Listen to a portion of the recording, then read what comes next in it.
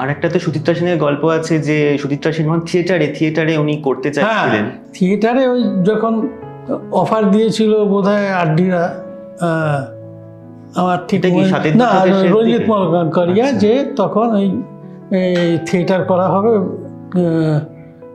থিয়েটারটা আমার দেবী চৌধুরানী বোধহয়, না নটি বিনতি, তো মহাজাতি স্বাধীন হবে আর কি। তখন সুচিত্রা সেনের যাওয়ার আগে যেদিন প্রেস কনফারেন্স ছিল, যাওয়ার আগে ভানুবাবু আমি তো কোনোদিন করিনি, থিয়েটার যাওয়া কি উচিত হবে?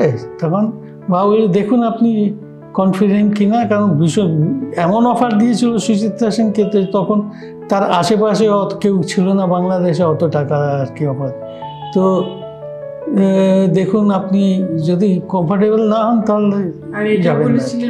তাহলে তো আপনাকে রোজ কিন্তু রোজ দেখতে পারবেন। আর আপনার সাথে মনে হয় মনমোহন সেন সহপাঠী ছিলেন আপনি? হ্যাঁ, আমরা একসঙ্গে পড়েছি যাদবপুর বিশ্ববিদ্যালয়ে।